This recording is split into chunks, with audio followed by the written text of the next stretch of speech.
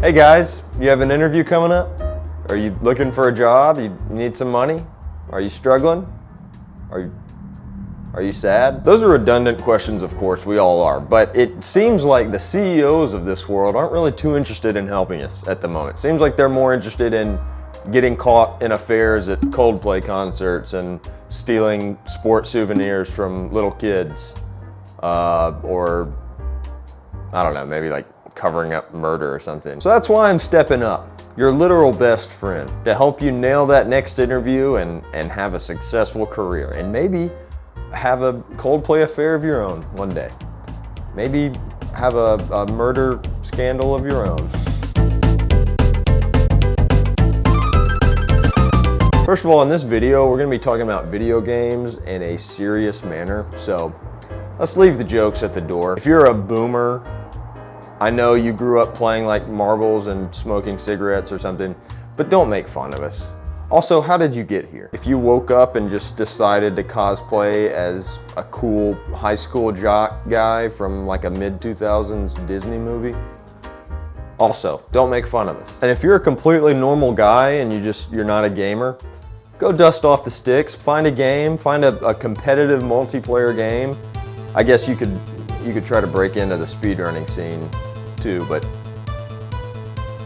you're probably not ready for that. But log in and play your placement matches, stare at that big shiny bronze logo that you got, feel bad about yourself, and then dedicate the next like 5 years or 8,000 hours, whichever comes first, to the game. And then come back to this video and watch the rest. Okay.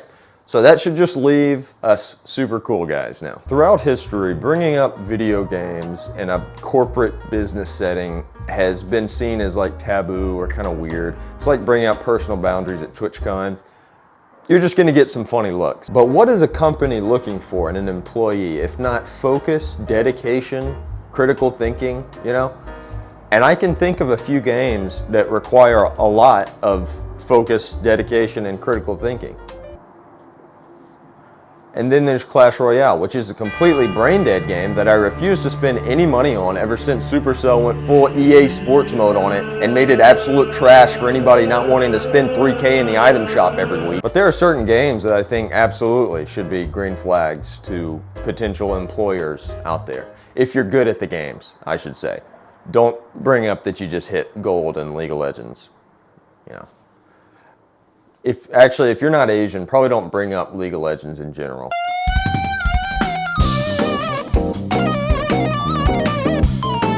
The first game we're going to talk about is Dota 2. I'm fully convinced that if you're a top Dota 2 player, your IQ has reached the level where mind reading is unlocked, telepathy is unlocked.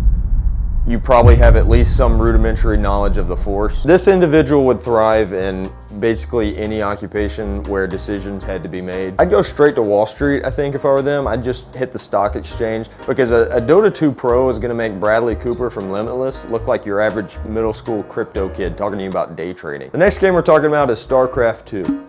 If you need somebody to solve a 12x12 Rubik's Cube, ask this kid, Aiden. He did it in under 23 seconds. Actually, really impressive. Good job, Aiden. If you need someone to land a plane, call a pilot. If you need somebody to do both at the same time while playing the Freebird solo on a harmonica, hit up a fucking StarCraft 2 pro. If they accidentally left a StarCraft 2 pro on Mars like they did Matt Damon, I'm pretty sure that they would just build a rocket out of the fucking rocks there and dirt and fly themselves back. Or better yet, the crew, the rescue crew would come back and he'd just have a whole city built. There'd be a whole civilization there now. The next game is Rocket League. Personally, I've put more hours into this game than my entire higher education.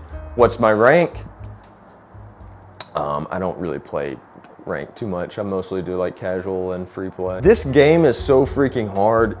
You don't even have to be the highest rank. Like if I were hiring somebody and they told me they were like GC2 or something, I'd start sweating a little bit. I'd offer them a raise before they even start. Yeah. If they were SSL or even pro, they could have my job. I would just tell them, take it, go. It's yours. That is serious dedication or autism either could be good for business. Sticking with our Epic Games theme here, we're gonna talk about Fortnite next. Now, I'm not gonna glaze Fortnite like I did the last few games, but I do have to give it its due. It takes a crazy amount of skill to be like a top Fortnite pro, okay?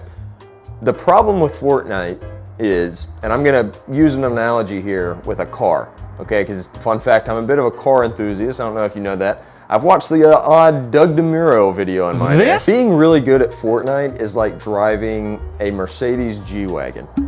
It's a super nice car, it should be, it's very expensive, but it rides well, it's reliable actually, especially for a Mercedes.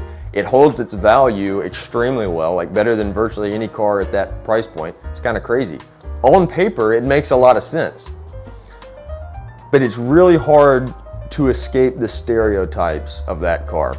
You know, you see a guy, G-Wagon guy, it's kind of like, hey man. And I'm just afraid that Fortnite pros, like world-class gamers, they're not gonna get the credit they deserve because the game,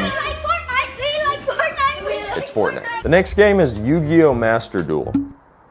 That might shock some of you, but modern Yu-Gi-Oh!, if you know, you know. Like a year ago, I downloaded Master Duel to see if I could maybe get back into it, get a few games in, you know. Yes, it has been a long time since like my childhood since I'd played, but I had a foundation of knowledge.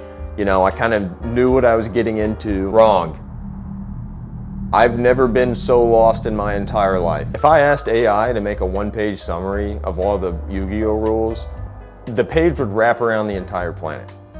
Actually, I think it would break. I would break AI. A guy that's a top Yu-Gi-Oh! Player that can compute all of these rules happening, this is the type of guy that knows the Constitution better than George Washington. This guy knows the Hogwarts bylaws better than Dumbledore. This guy emails Apple to tell them they had a typo in their terms of service from like 7 years ago. There are a few other games that I could mention, and I did want to give a shout out to my speedrunner community, seeing as though I am a top 2000 RC mini game racer in New Donk City and Super Mario Odyssey. But I think you get my point. These are big achievements in my mind and many others. I know I'm not the guy out there hiring people. No, I can't guarantee that anybody will care. They probably won't, let's be honest. But gosh darn it, I believe in a world where we rise up as a generation and appreciate the achievements of our fellow man.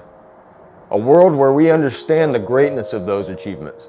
A world where we hire and elect officials into positions of great power and influence based on their video game knowledge. Guys, thanks for watching. Please subscribe to my channel if you want to see more. I post videos just like this every 30 seconds.